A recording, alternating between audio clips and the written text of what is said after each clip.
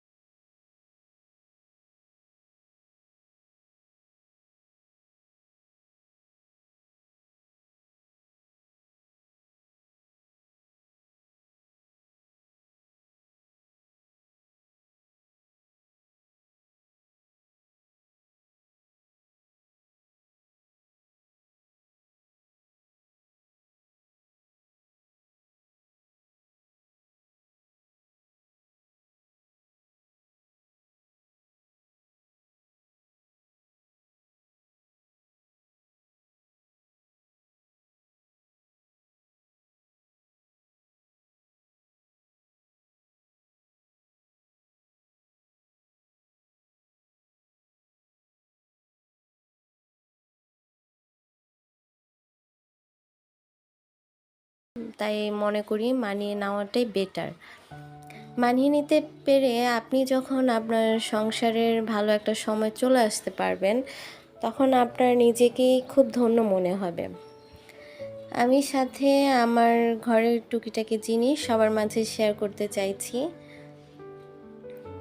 আমার আসলে এই ব্লগ চ্যানেলটা করা বড় আপুদের থেকে শেখা, তাদেরকে দেখে দেখে আসলে আমার এই কাজে আমি তাদের কাছ থেকে অনুপ্রাণিত হয়েছি। তাই আমি আশা করব আমার এই ব্লগ চ্যানেলটি যদি কোনো বড় আপুরা দেখে থাকো, তাহলে আমাকে অবশ্যই সাপোর্ট করবে প্লিজ। কারণ তোমাদের সকলের একটা সাপোর্ট, একটা লাইক আমার খুবই প্রয়োজন। আমি সাথে সাথে আমার ঘরে সব কিছু গুছিয়ে নিলাম, সবাইকে সাথে অনেক কথা শেয়ারও করে ফেললাম। আমি আসলে প্রতি সপ্তাহে একবার বিছানা চেঞ্জ করে ফেলি, কারণ পুরো সপ্তাহটা জুড়ে আমরা যখন বিছানাটা ব্যবহার করি, বিছানাটা কুঁচকানো ভাব চলে আসে। আর আসলে রুমে যদি বিছানা মানে এলোমেলো থাকে, আর আপনি যতই পরিপাটি করে রাখেন না কেন, আপনার সেই পুরো ঘরটাই যেন এলোমেলো দেখা যায়। আর বিছানা যদি টান টান একদম সবসময় পরিপাটি থাকে, তাহলে আপনার মনে হবে যে পুরো ঘরটাই যেন আমার ফ্রেশ লাগতেছে। তাই সবসময় বিছানাটা যেখানে আপনি রাতে বিশ্রাম নেন, আপনার সে সময়টুকু আপনি কাটান, তো আমি মনে করি সে জায়গাটা পরিচ্ছন্ন পরিষ্কার রাখাটাই ভালো।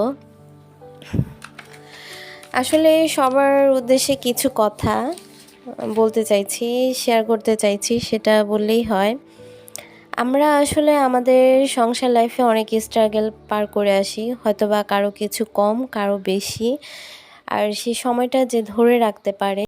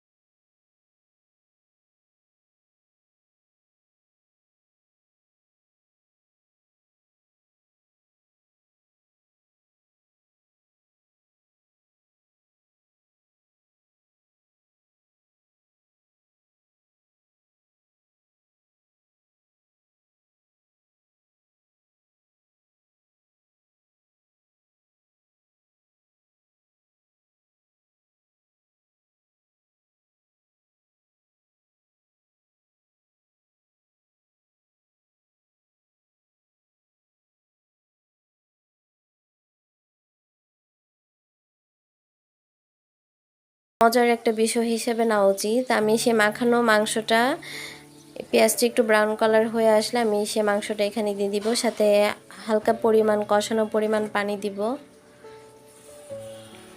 পানিটা দিয়ে কষানো হয়ে এলে যে যার ইচ্ছে মতো যে যতটুকু ঝোল খেতে চান সে পরিমাণ অনুযায়ী ঝোলটা রাখবেন।